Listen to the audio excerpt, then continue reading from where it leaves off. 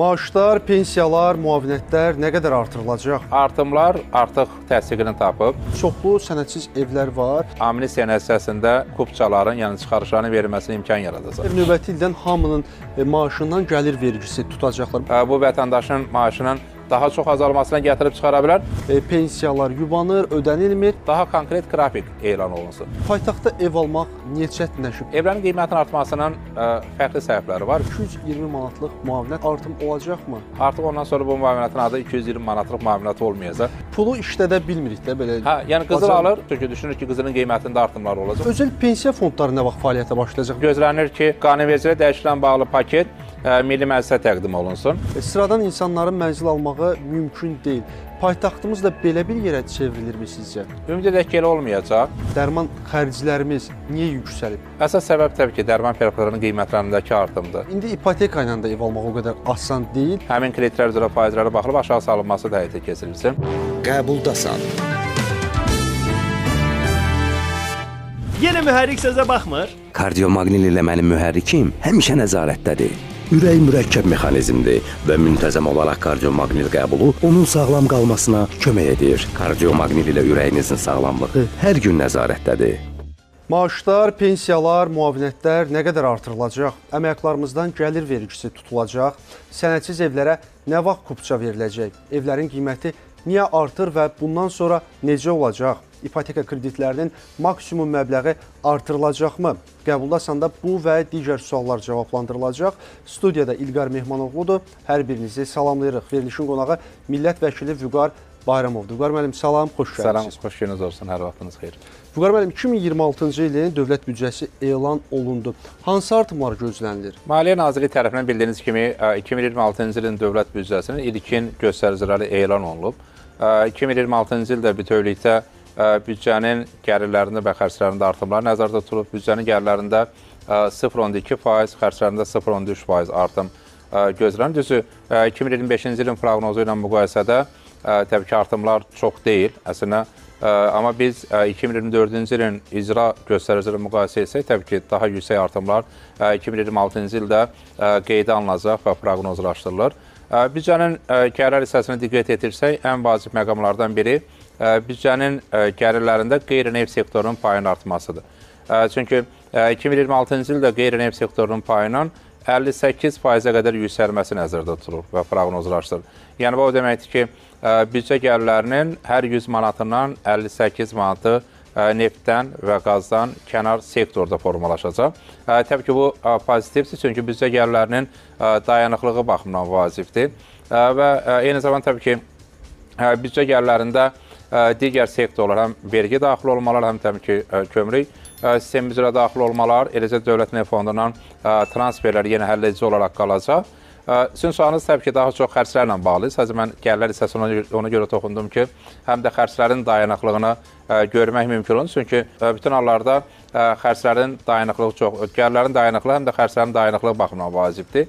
Təbii ki, bir sıra artımlar artıq və eyni zamanda ayrımalar artıq təsdiqini tapıb.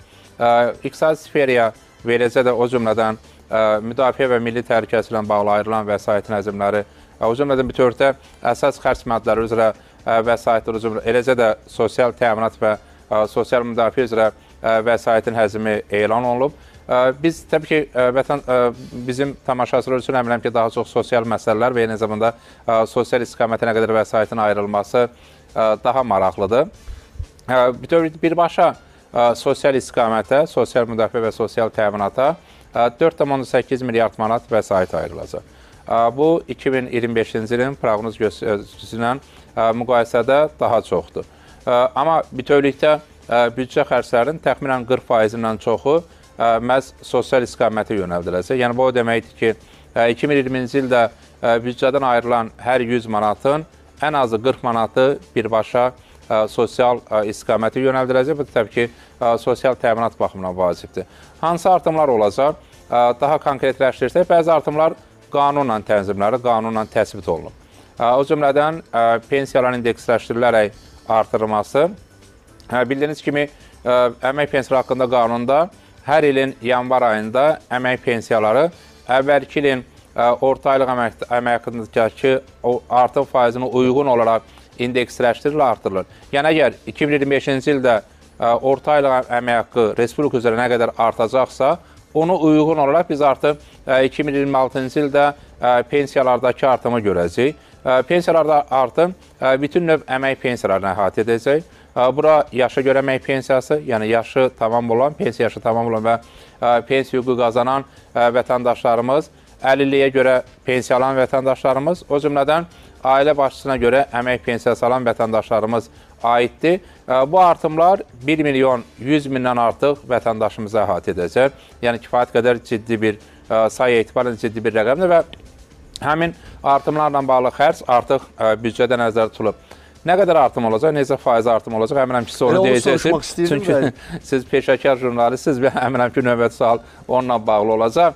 Yeni də qeyd etdiyimiz kimi, 2025-ci ildə orta aylıq əmək haqqı nə qədər artacaqsa, ona uyğun olaraq artımlar reallaşacaq. Hazırda biz son 8 ayda, yəni 2025-ci ilin geridə qalan 8 ayında artımları diqqət yetirsək, əmək haqqı artımlarının təxminən 9% ətrafında əmək haqqı artımları reallaşıb.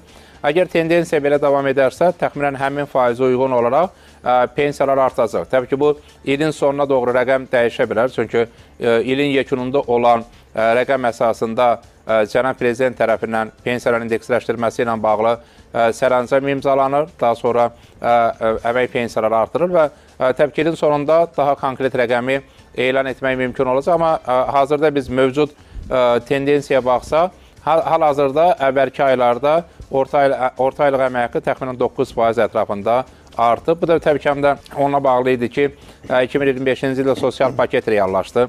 Həm minimum əmək haqqı artdı, həm bir sıra sektorlarda biz əmək haqqı artımları müşahidə etdik. O cümlədən təbii ki, Nazirlər Kabineti tərəfindən vahid tarif sədvərinə uyğun olaraq əmək haqqı alan vətəndaşlarımızın vəzifə maaşları artırdı. Bu da təbii ki, ümumi əmək haqqı fonduna və əmək haqqı artımlarının təsir göstərdi. O baxımdan bu il əmək haqqı nə qədər çox artacaqsa, növbəti ilin əvvəlində pensiyalarda o qədər çox arta biləcək. Çünki birbaşa yeni də qeyd etmək istərdim ki, 2025-ci ildə orta aylıq əmək haqqıdakı artıma bağlı bir artımdır. Vüqar müəllim, növbəti il bəs əmək haqqları nə qədər artırılacaq? Yəni bildiyiniz kimi, minimum əmək haqqı Cənab Prezident tərəfindən imzalanan sərəncamla müəyyənləşdirir, dəyişdirir və artırır və 2025-ci ildə biz minimum əmək haqqının artmasını müşahidə etdik. Hal-hazırda minimum əmək haqqı 400 manatdır və 2025-ci il minimum əmək haqqının artırması ilə yadda qaldı. Digər sektorlarda ümumiyyətlə əmək haqqı artımları birbaşa təbii ki, dövlət başçısının imzaladığı sənədlər əsasında reallaşır. Təbii ki, özəl sektorda artıq bu özəl sektorun özünün qəbul etdiyi qərardır. Özəl sektor əmək haqqı artımlarından bağlı özləri qərar verirlər. Amma xüsusən də sosial yardımda artımların olacağı gözlənir. Çünki gözlənti ondan ibarətdir ki, yaşayış minimumda artacaq. O cümlədən ehtiyac meyarında da artımın olacağı istisna deyil. Və bildiyiniz kimi, sosial yardımlar məhz bu iki meyara əsasən dəyişir və həmin meyarlar artan zaman minimum əmək haqqı və ya həmin vətəndaşımızın aldığı əmək haqqı dəyişmədiyi halda nəticədə sosial yardım məbləğində artım müşahidə olunur və bizim də təbii ki, gözlənti ondan ibarətdir ki, həm yaşayış minimumu, həm ehtiyac meyarında artımların reallaşması halında biz artıq növbəti ildən etibarən sosial yardımlarda da, sosial yardım məbləğlərində də artımları müşahidə edəcəyik. Vüqar müəllim, bir də deyirlər növbəti ildən hamının maaşından gəlir vergisi tutacaqlar. Bu doğrudur. Əslində proses bir qədər fərqlidir. O prosesi asan dildə izah etməyinizi xahiş edəcəm. Prosesi, yəni asan dildə sizin televiziyanın adına uyğun olaraq izah etsək, bilirsiniz, 7 il müddətində özəl sektorda çalışan vətəndaşlarımız əmək haqqı aldığı müddətdə vergi ödəmirdilər. Həmin 7 illik müddət 2026-cı ilin yanvarında başa çatır. Yəni, bildiyiniz kimi, güzəştlər 7 ilə əhatə edirdi. Bu, o vətəndaşlarımıza şamil olunur ki, həm vətəndaşlarımız özəl sektorda, eyni zamanda qeyri-neft sektorunda çalışırlar.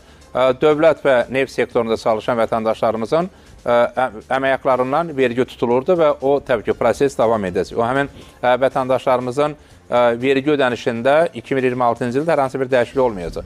Təbii, sual eyni zamanda Milli Məclisin Komitə iclasında da bizim təklif etdiyimiz və ya müzakirə edilən məqam məhz növbəti ildən etibarən özəl sektorda çalışan və əmək müqaviləsinin əmək haqqı alan vətəndaşlarımızın vergi ödəyib ödəməməsi ilə bağlı. Bildiyiniz kimi 8.000 manatadək hazırda, yəni bugün danışdığımız, yəni 2025-ci ildə 8.000 manatadək əmək haqqı alan vətəndaşlarımız əmək haqqlarından gəlir vergisi vermirlər. Onların gəlir vergisindən 7 illik bir azad olma var idi və yanvar ayında başa çatır növbəti ilin və fərqli yanaşmalar var. Bizim yanaşmamız ondan ibarətdir ki, proses mərhələli şəkildə həyata keçir. Təbii ki, biz güzəşt müddətinin uzaldılmasını təklif edirik. Çünki özəl sektorda bu güzəştlərin tətbiq edilməsi həm məşğulluğun rəsmiləşməsinə, həm özəl sektorda əmək haqqı müqavilələrinin sayının artmasına təsir göstərir. Yəni, təsəvvür edin ki, bugün özəl sektorda əmək haqqı müqavilələri, hansı biz ona elmi dildə və ya statistik dildə muzla işləyən vətəndaşlarımız deyirik. Amma sadə dildə bu əmək haqqı müqaviləsi olan vətəndaşlarımızdır. Onların sayı dövlət sektoru ilə müqayisədə daha çoxdur. Yəni, bu da həm də ona bağlı idi ki, 7 illik bir güzəşt vardı. Ona görə bizim təklifimiz ondan ibarətdir ki, əgər güzəşt uzadılmaması ilə bağlı qərar qəbul olunursa, o zaman aşağı vergilər tətbiq olunur. Çünki hazırda məhz gəlir vergisinin aşağı hədd 14%-dir və 14% əgər tətbiq olunursa, təbii ki, bu əmək haqqı və özəl sektorda çalışan vətəndaşlarımızın yükdür də, əlavə yük. Vətəndaşlarımızın ya maaşını azaltmalıdır, ya da sahibkar həmin yükü öz üzərinə götürməlidir ki, həmin vətəndaşımızın maaşında dəyişiklik olmasın. Bu da eyni zamanda özəl sektorda əmək haqqı artımları baxımından müəyyən çağırışlar yarada bilər. Ona görə bizim təklifimiz ondan ibarətdir ki, bu mərhələli şəkildə həyata keçir. Məsələn, 2026-cı ildə 2% vergi müəyyənləşdirilə bilər, növbəti il 3%, növbəti il 4% və bir tərəfdən bu sahibkarın xərcinin kəskin artmasına gətirib çıxarmayacaq. Çünki əmək haqqıdan 2 ya 3% vergi vermək əmək haqqı və sahibkar üçün xüsusi, yəni xərcdir təbii ki, amma ciddi xərc deyil, nəinki 14% vergi verir və həm də mərhələli şəkildə artım olanda sahibkar artıq o vergini ödəməyə uyğunlaşır, onu artıq nəzərdə ala bilir. Həm təbii xərcin məbləği, yəni 2% ödəmək, 14% ödəmək, bunlar fərqli xərcdir. 14% təbii ki, daha çox xərcdir, bu sahibkar üçün daha böyük xərcdir və ya bu vətəndaşın maaşının daha çox azalmasına gətirib çıxara bilər. Ona görə biz mərhələli şəkildə məhz gəlir vergisində əgər güzəştlər uzadılmazsa, daha aşağı və mərhələli şəkildə vergilərin tətbiqini təklif edir və təbii ki, 2026-cı ilin büdcə müzakirələrində inşallah siz də iştirak edərsiniz. Biz o məsələləri bir daha təbii ki, təklif edəcəyik və güman edirəm ki, ona qədər xeyli məsələ, bu istiqamətli xeyli məsələlər də aydınlaşmış olacaq.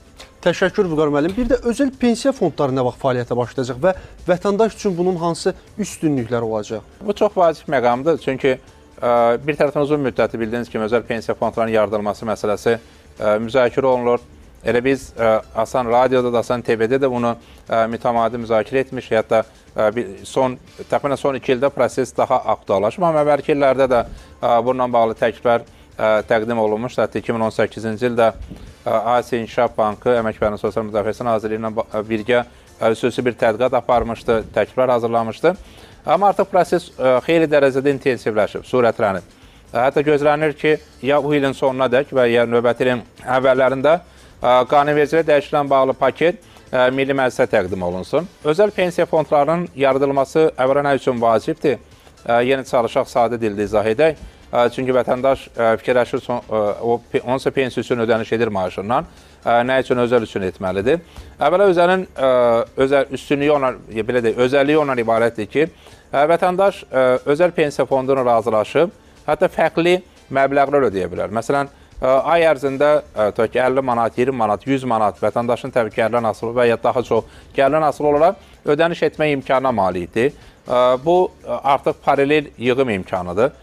İkinci, vətəndaş özəl pensiya fondunda yığdığı kapitalı daha tez götürməklə bağlı və ya onun bir hissəsini daha tez götürməklə bağlı öncədən müqavilə bağlayıb razılaşa bilər. Məsələn, özəl pensiya fondu yaralandıqdan sonra vətəndaşımız özəl pensiya fonduna ödəniş edir və onun ödədiyi müddətdə 15-20 il ərzində özəl pensiya fondunda 30.000 manat yığımı var və 65 yaşında pensiya çıxır. Amma özəl pensiya fondu ilə razılaşıb, həmin vəsaitin məsələn 1/3-ni 65 deyir, 55 yaşında və ya 50 yaşında götürmə hüququna malik ola bilər. Yəni, bu ona imkan verəcək ki, vətəndaş özəl pensiya fondunda yığdığı vəsaiti bir hissəsini daha tez götürə bilsin. Üçüncü məqam, vətəndaşımızın pensiya yaşı tamam olan zaman onun pensiya məbləğinin artmasıdır. Məsələn, vətəndaşımız dövlət pensiya fonduna ödəniş edir, həm də özəl pensiya fonduna ödəniş edir. Nəticədə dövlət pensiya fondundan pensiya yaşı tamam olan zaman 600 manat pensiya alır. Özəl pensiya fonduna ödəniş etdiyinə görə, məsələn, 300 manat da özəl pensiya fondunda alır. Nəticədə bu onu gətirib çıxarır ki, məhz özəl pensiya fondlarının ödəniş olduğuna görə vətəndaşımızın pensiya yaşı tamam olan zaman onun aldığı pensiya məbləği 600 manat deyil, 900 manat olsun. Yəni, bu həm də təbii ki, pensiya yaşında həmin vətəndaşımızın sosial təminatının gücləndirilməsi baxımından vacibdir. Ona görə təbii ki, biz özəl pensiya fondlarının yardırılmasını hər zaman dəstəkləmişik və Əmək və Sosial Müdafiəsi Nazirliyi tərəfindən də çox intensiv və sistemli şəkildə bu istiqamətli işlər həyata keçirilir və yenə də öncə də qeyd etdiyimiz kimi gözlənir ki, yaxın vaxtlarda artıq paket, bildiyiniz kimi 20-dən artıq qanunvericilik aktına bununla bağlı dəyişiklik ediləcək və özəl pensiya, çünki dövlət, özəl və ya qeyri-dövlət pensiya fondlarının yardırılması qanunvericilikdə öz əksini tapmıyor. Yəni, qanunvericinin bu istiqamətdə dəyişməsinə ehtiyac var. Mexanizmlər formalaşmalıdır. Orada saxlanan vəsaitin necə idarə olunması, çünki vətəndaş indi ödəniş edir, amma həmin ödədiyi vəsait 15 il sonra pensiya kimi və ya bir hissəsini kapital kimi götürmək imkanına malikdir. Amma bu 15 il ərzində həmin pensiyalar, həmin vəsaitlər necə idarə olunacaq, hansı sektorları yönəldirə bilər, necə daha çox gəlir əldə etməlidir ki, həm də həmin vəsaitlər indeksləşdirilir. Ona görə bu mexanizm də artıq işlənir, yəni bu istiqamətdə xeyli işlər görülür və biz ona xəbər verir ki, biz artıq yaxın dövrlərdə Azərbaycanda da digər inkişaf etmiş ölkələrdə olduğu kimi özəl pensiya fondlarının yardırılmasını müşahidə edə biləcəyik. Vüqar müəllim, bir də hazırki vəziyyətdə insanlar var ki, pensiya kapitalı var və onlar vəfat edirlər. Pensiya kapitalının aqibəti necə olacaq? Fasilədən sonra bu barədə sualım olacaq. Xatırladım ki, Qəbuldasan verilişi efirdədir. Aparıcı mənəm İlqar Mehmanoğlu, qonağım millət vəkili Vüqar Bayramovdur. Qeyd etdiyim kimi söhbətimiz qısa fasilədən sonra davam edəcək. Qəbuldasan. Yenə mühərrik sözə baxmır. Kardiomaqnil ilə mənim mühərrikim həmişə nəzarətdədir.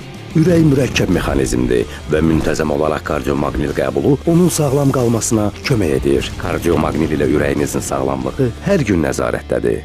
Qəbuldasan davam edir. Studiyada İlqar Mehmanoğludur, qonağım millət vəkili Vüqar Bayramovdur. Biz bir sıra sosial və iqtisadi məsələlərdən danışırıq. Vüqar müəllim, fasilədən əvvəl pensiya məsələsinə toxunduq.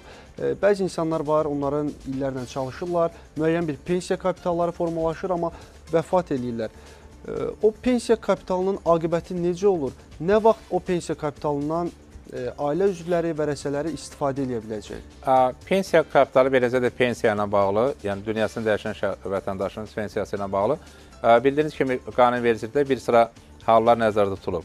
Söhbət xüsusən də pensiya, məsələn, vətəndaşımız pensiya almağa başlayır, pensiya yaşı tamam olur, amma bir neçə il sonra dünyasını dəyişir və bu halda Əmək Pensiyaları haqqında qanuna əsasən onun yoldaşı öz pensiyasını imtina edib, dünyasını dəyişən yoldaşının pensiyasını ala bilər və ya 18 yaşına qədər övladları varsa, bu halda təbii ki, pensiyanı ala bilər. Burada təbii ki, 50 il olan uşağın olması da xüsusi bir haldır. Bu halda da pensiyanı almaq mümkündür. Amma təbii ki, sizin sualınız pensiya kapitalından istifadə ilə bağlıdır. Bu da əslən, həmişə müzakirə edilən məsələlərdəndir.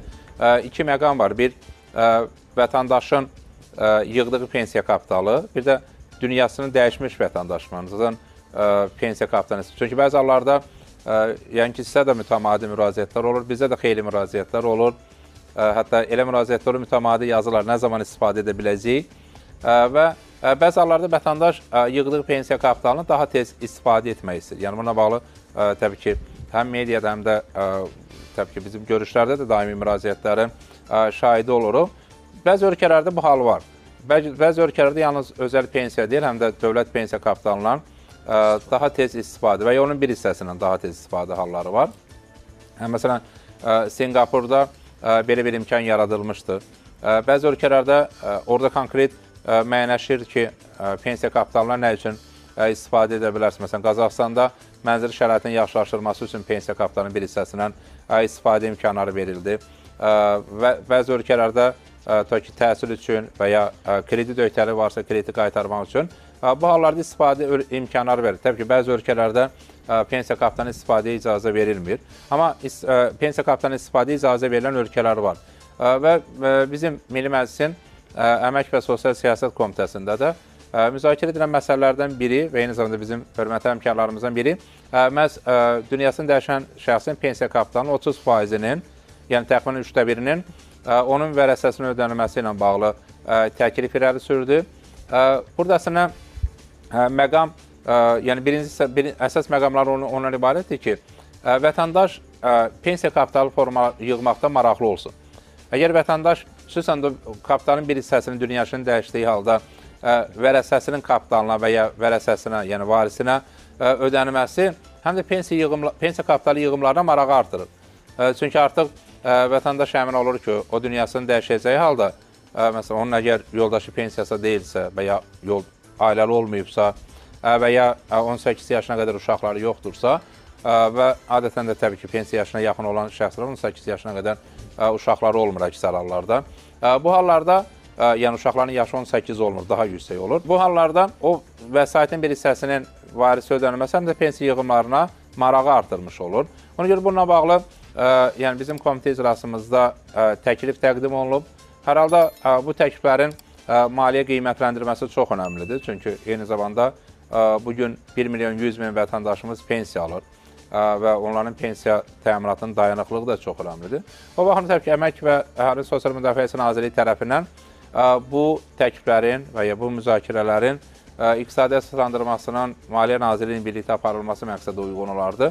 Və düşünürəm ki, daha yaxşı praktika nəzərə alınmaqla bu istiqamətdə qərarların verilməsi mümkün ola bilər. Biz bayaq artımlardan danışdıq. 220 manatlıq müavinət, adətən el arasında belə deyirlər, artıq müavinətə belə bir ad verdilər. Bu müavinətdə artım olacaqmı? Yaşa görə müavinət? Əslində, el arasında ona qozalığa görə qozalı pulu deyirdilər. Sonra, yəni əslində rəsmi adı qanunvericiliyə yaşa görə müavinətdir, qozalı pulu deyirdilər. Amma doğru deyirsin, 220 manatlıq müavinət deyirlər. Biz əslində 220 manatlıq müavinətin və ya yaşa görə müavinətin artırmasını təklif edirik. Və düşünürəm ki, mövcud maliyyə imkanlarımız bu istiqamətdə artımın həyata keçirilməsi üçün yetərlidir. Çünki bildiyiniz kimi, Cənab Prezidentin göstərişi ilə 2025-ci ildə Azərbaycanda sosial paket reallaşdı və reallaşmaqdadır. Və sosial paket 3 milyon artıq vətəndaşımızı əhatə etdi. Əlavə olaraq 1,4 milyard manat vəsait ayrıldı sosial paket üçün və ümumiyyətlə 2025-ci ilin dövlət büdcəsindən 17 milyard manata yaxın vəsait sosial istiqamətə ayrılır. Təbii, biz minimum, öncə dedik, minimum əmək haqqının artımını müşahidə etdik, minimum pensiya artdı, müavinətlər artdı, təqaüdlər artdı, bu artıq sentyabrın 1-dən etibarən təqaüdlər artırıldı, fərqli sektorlarda əmək haqqı artımları oldu. Eləcə də Baş nazirin imzaladığı sənədlə məhz vahid tarif sədrlərinə uyğun olaraq maaş alan vətəndaşlarımızın vəzifə maaşları artdı. Ona görə təbii ki, yaşa görə müavinətin artırılmasına da ehtiyac var və biz bunu təklif edirik. Çünki bir tərəfdən yaşa görə müavinət 65 və daha çox yaşı olan vətəndaşlarımızın aldığı müavinətdir. Bildirirsiniz ki, çox sadə olaraq izah edim, çünki mən baxıram Hasan TV, Hasan Radio daimi olaraq həm də bu terminlərin izahatını verir qanunvericilik aspektindən. Yaşa görə müavinət o zaman vətəndaş alır ki, yəni 65 yaşı olur, o zaman pensiya almır, yaşa görə müavinət alır ki, ya 25 il stajı yoxdur və ya yığımları minimum, yəni kapital yığımları yüksək deyil. Amma əgər vətəndaşımız 2018-ci ilin iyulun 1-nə qədər sadəcə 1 manat ödəniş edibsə pensiya fonduna, 1 manat yığımı olubsa, avtomatik yaşa görə pensiya müavinət deyil, əmək pensiyası alır. Yəni, bildiyiniz kimi, Azərbaycanda hal-hazırda bununla bağlı amnistiya var. Sadəcə 1 manat, hətta 1 qəpik 2018-ci ilin iyulun 1-nə qədər ödəniş edən vətəndaşımız avtomatik olaraq əmək pensiyası alıb. Onun əmək pensiyası aldığına görə minimumdan başlayır, yəni 320 manatdan başlayır və hər ildə indeksləşdirir, artırılır. Amma yaşa görə müavinət indeksləşdirmir. Yəni, bunun bu halda, bu kontekstdən təbii ki, onun artırması artırılmasını məqsədə uyğun hesab edirik. Yaşa görə müavinəti o vətəndaşımız alır ki, 25 il stajı yoxdur. 2018-ci il iyulun 1-nə qədər heç bir yığım olmayıb, hətta 1 manat belə yığım olmayıb və ondan sonra yığım olubsa, o yığım da minimum kapitaldan azdır. Amma yenə qeyd etməliyəm, sosial baxımdan biz diqqət yetirsək, həmin vətəndaşlarımızın yaşı 65 və daha çoxdur. Çünki 65 yaşında vətəndaşımızın 65 yaşı tamam olur və baxanda ki, əmək pensiyası almaq hüququ yoxdur, avtomatik yaşa görə müavinət təyin olunur. Ona görə biz onun bu 220 manatlıq məbləğin artırmasını təklif edirik və güman edirəm ki, bu istiqamətdə addımların atılması mümkün olacaq. Artıq ondan sonra bu müavinətin adı 220 manatlıq müavinət olmayacaq. Çünki artıq yeni məbləğ olacaq. Təşəkkür Vüqar müəllim. Bir də pensiyalarla bağlı belə bir məsələ var. Rayonlarda fərqli, paytaxtda fərqli tarixdə verilir. Vətəndaşlar bəzən deyirlər ki, pensiyalar yubanır, ödənilmir. Biz Dövlət Sosial Müdafiə Fondundan soruşuruq. Onlar bildirirlər ki, qrafik üzrə ödənilir. Vətəndaşlar isə deyirlər ki, məsələn, bəzi vətəndaşlar bizə yazırlar ki, kreditim yubandı, faiz gəldi üzərinə, məbləğ necə olacaq, kim məsuliyyət daşıyır? Bu məsələ necə tənzimlənməlidir, necə həll olmalıdır? Ümumiyyətlə, pensiyalar nə vaxt ödənməlidir? Belə bir qrafik varmı? İlqar müəllim, burada da iki məqam var. Siz qeyd etdiyiniz kimi, Dövlət Sosial Müdafiə Fondunun mövqeyi ondan ibarətdir ki, pensiyalar həmin ay ödənilir. Yəni, bu baxımdan qrafik uyğun olaraq ödənilir, qeyd olunur. Yəni, pensiyalar ay ərzində vətəndaşımız ödənilir. Amma ikinci məqam ondan ibarətdir ki, vətəndaşlarımız uzun müddət, uzun illər pensiyanı ayın əvvəlində alıblar. Və ayın əvvəlində aldıqlarına görə vətəndaşlarımız artıq xərclərini, o cümlədən, məsələn, kredit xərclərini, əgər kredit varsa və nəzərə alsaq ki, bugün 3 milyondan artıq vətəndaşımızın istehlak krediti var.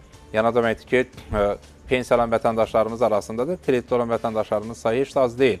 Məsələn, kredit bir il öncə və 2 il öncə kredit götürüblər, hər ay əvvəli pensiyanı alıblar və ona uyğun olursa kreditin ödənmə gününü müəyyənləşdiriblər.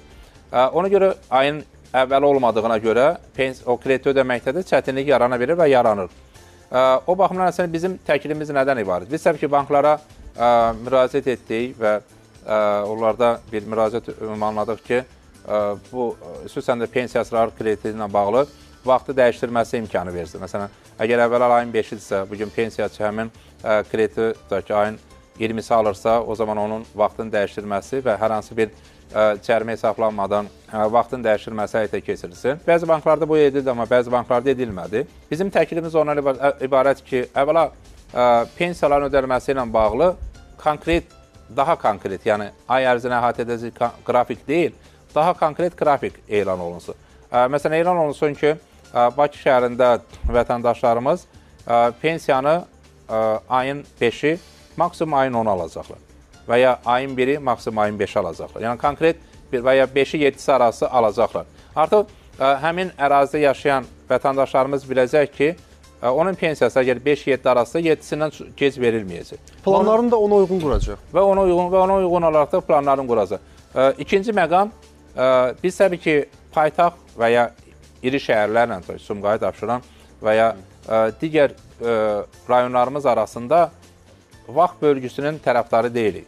Pensiyaların, yəni bugün Dövlət Sosial Müdafiə Fondu kifayət qədər elektronlaşıb, elektron xidmətlərdən istifadə edilir. Etiraf edək, kifayət qədər şəffafdır, proaktiv olaraq pensiyalar müəyyənləşir. Yəni, bu reallıq ondan ibarətdir ki, Əmək və Sosial Müdafiəsi Naziri və Rəzə Donun Tabiəsinin Dövlət Sosial Müdafiə Fondu kifayət qədər elektron xidmətlərdən və proaktiv xidmətlərdən istifadə edirlər. Yəni, bugün artıq əksər ödənişlərlə bağlı sənəd təqdim etməyə ehtiyac yoxdur. Proses o qədər elektronlaşıb ki, məlumatlar inteqrasiya olunub ki, artıq nazirlik və ya fond hər hansı bir sənəd təqdim etmədən Məsələn, pensiya yaşınıza çatdırsa, sizə SMS gəlir ki... Proaktiv pensiyanı müəyyənləşdir. Ona görə də və eyni zamanda təbii dövlət büdcəsində də profit var. Büdcə gəlirlərimiz təbii ki, zamanında formalaşır. Ona görə bizim təklifimiz ondan ibarətdir ki, həm paytaxtda, həm Abşeronda, həm Sumqayıtda, həm məsələn Qusarda, Füzulidə və ya digər hər hansı bir rayonda pensiyalar eyni vaxtda ödənilsin.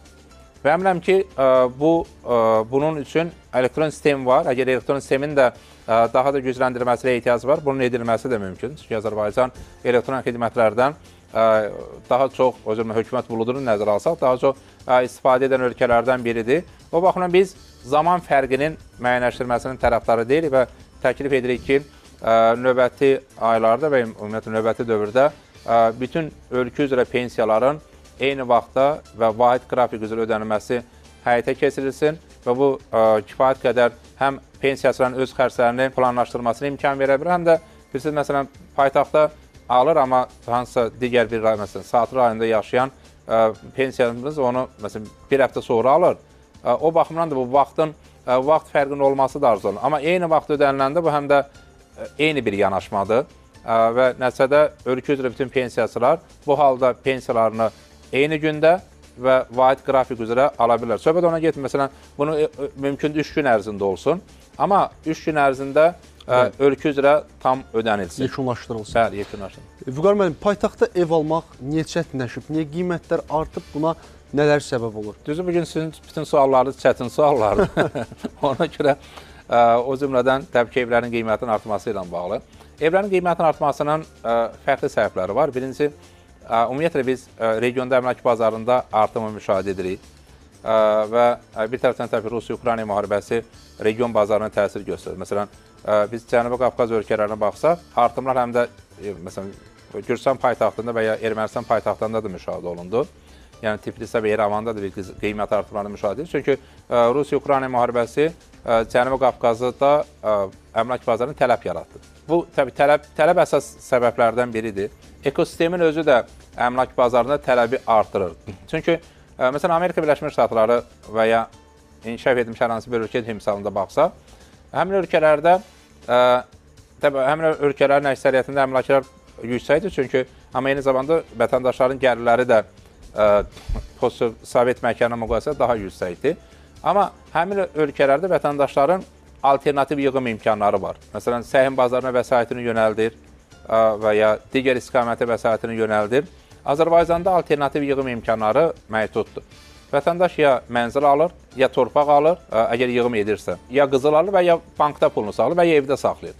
Yəni, baxsaq bu, təbii ki, bankda evdə saxlamaq bu fərqli bir yığım vasıtıdır, amma biz iqtisadiyyata vəsaitin yönəldilməsi aspektindən baxsaq. Pulu işlədə bilmirik də belə. Hə, yəni qızıl alır, o qızıl təbii ki, yəni qızıl alır çünki düşünür ki, qızılın qiymətində artımlar olacaq, ona uyğun olaraq da qızıla vəsait yönəldir. Amma səhim bazarına vəsait yönəldirəndə bir tərəfdən səhim bazarı inkişaf edir, digər tərəfdən vətəndaş üçün yığım imkanları müəyyənləşir və nəticədə bu həm də əmlak bazarındakı tələb gərginliyini azaldır.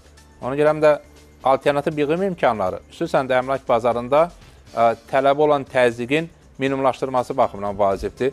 Təəssüf ki, gözlənti ondan ibarətdir ki, biz 2025-ci ilin növbəti aylarında da qiymət artımlarını və ya müşahidə edilsin və ya qiymətlərdə hər hansı xüsusi bir azalmalar gözlənilmir. Baxmayaraq ki, inşaatda da bir artım var və evlərin sayında, binaların sayında artımları var, amma təəssüf ki, qiymətlər hələ də yüksək olaraq qalmaqdadır və gözlənti ondan ibarətdir ki, hələlik əmlak bazarında qiymətlərin azalmasına təsir göstərən faktorlar hələlik aktiv deyil. Çünki onun üçün tələb azalmalıdır və tələb azalmalıdır ki, qiymət azalmaları müşahidə olunsun. Vüqar müəllim, İstanbulla bağlı deyirlər ki, orada qiymətlər o qədər yüksəkdir ki, söhbət evlərin qiymətlərindən gedir. Sıradan insanların mənzil almağı mümkün deyil. Paytaxtımız da belə bir yerə çevrilirmi sizcə? İstanbulla bağlı deyim xeyli dəyişdi, çünki xeyli Azərbaycanı da İstanbulda artıq mənzil alıblar. Söhbət nədən gedir? Söhbət məsələn İstanbulla bağlı və ya digər hansı şəhərlərlə bağlı, iri şəhərlərlə bağlı o deyim nəyə görə deyilir? Çünki mənzilin qiyməti ilə vətəndaşın əmək haqqısı və ya əldə etdiyi gəlirlər arasında fərqdən söhbət gedir. Yəni mənzilin qiyməti və ya qiymət deyəndə ümumi qiymətdən söhbət getmir təbii ki. Məsələn, o qiymət deyəndə hər kvadrat metrinin qiymətindən söhbət gedir və o mənzilin qiyməti məhz vətəndaşın gəlirinə uyğun olmur. İstanbul nümunəsi, yəni İstanbul кейsi o anlama gəlir ki, orada təbii ki, evlər baha olduğuna görə evin hər kvadrat metrinin qiyməti ilə orada yaşayan sakinin gəliri arasında bir tərs mütənasiblik var. Ümid edək ki, elə olmayacaq. Elə olmaması üçün də yenə alternativ yığım imkanlarına ehtiyac var.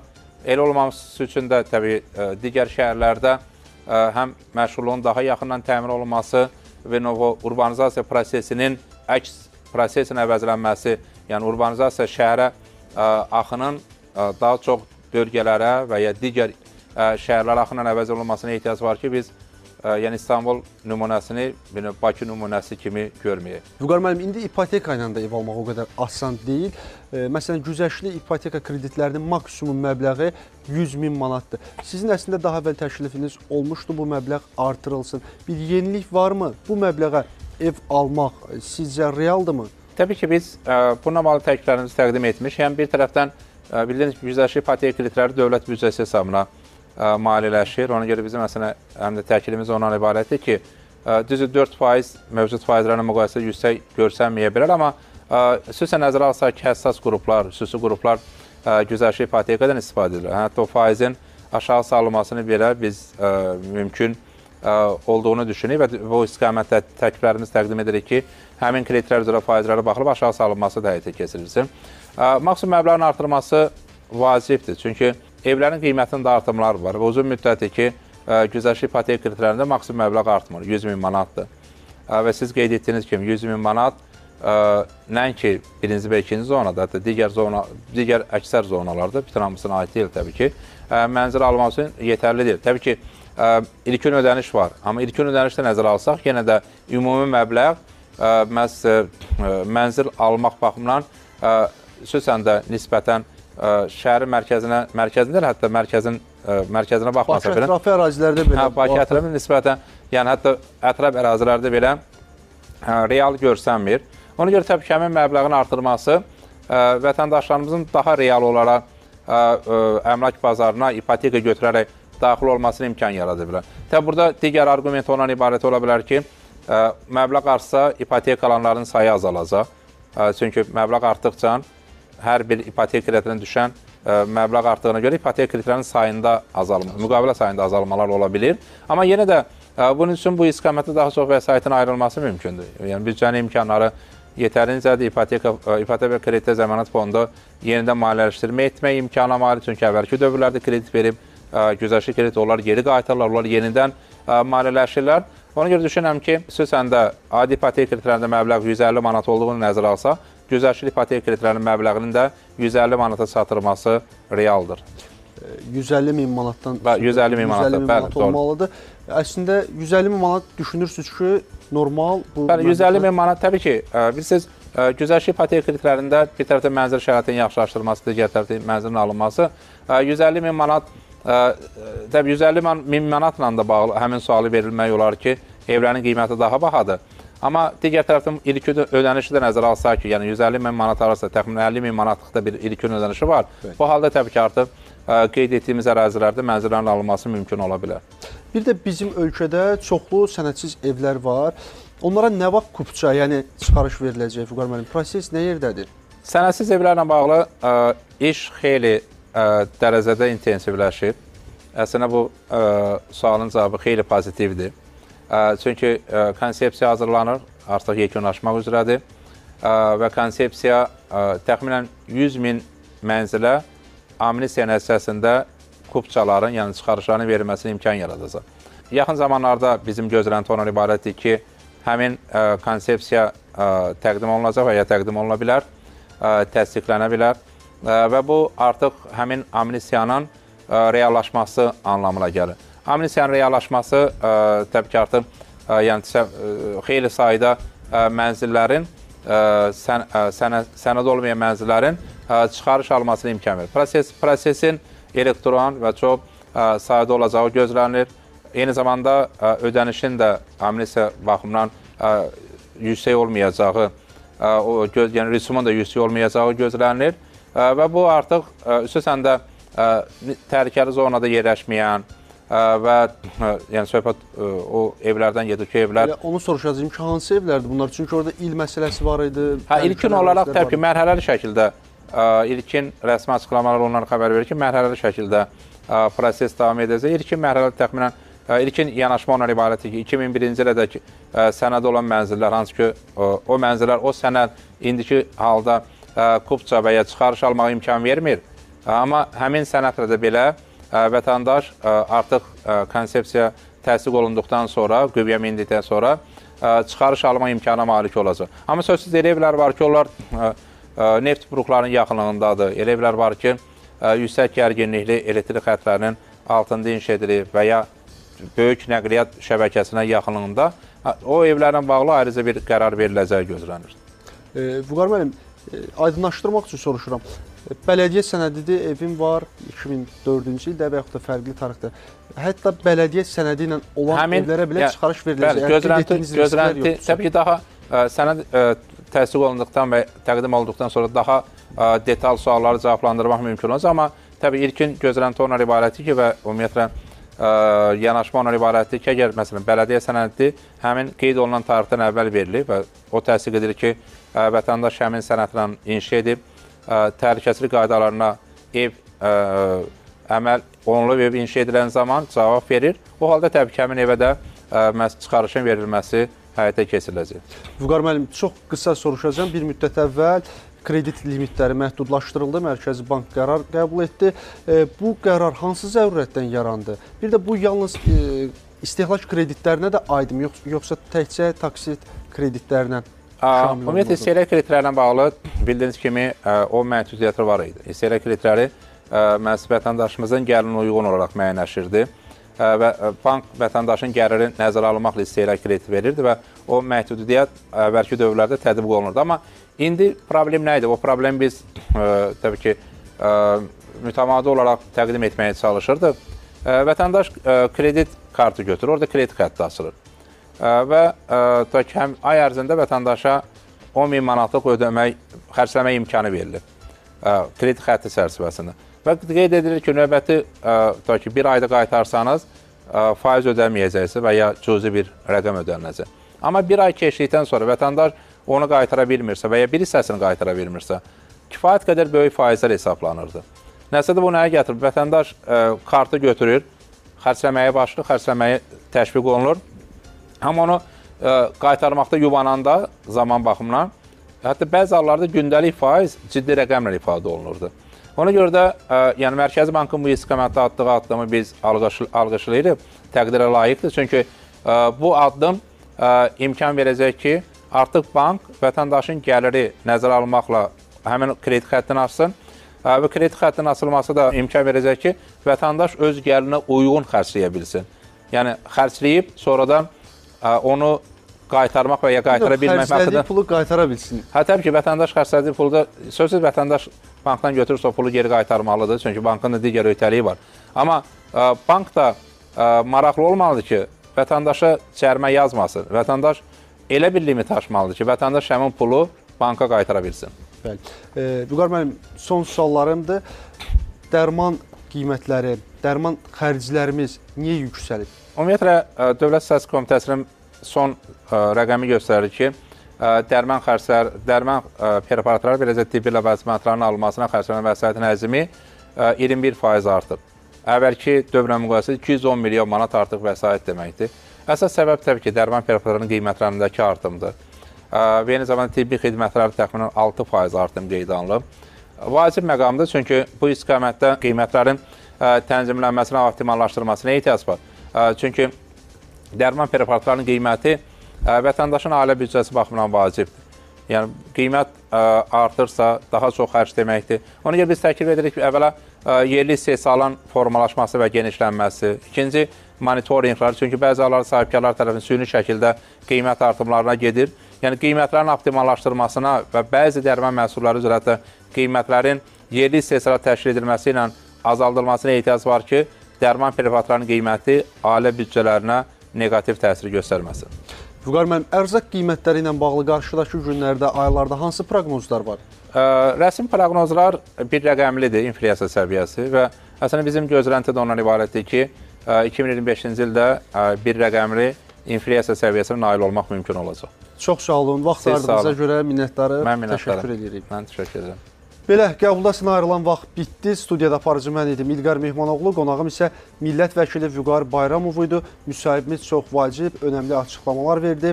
Növbəti qəbullarda görüşmək ümidi ilə sağ olun, sağlıqla qalın. qəbuldasan. Yenə mühərrik sözə baxmır. Kardiomaqnil ilə mənim mühərrikim həmişə nəzarətdədir.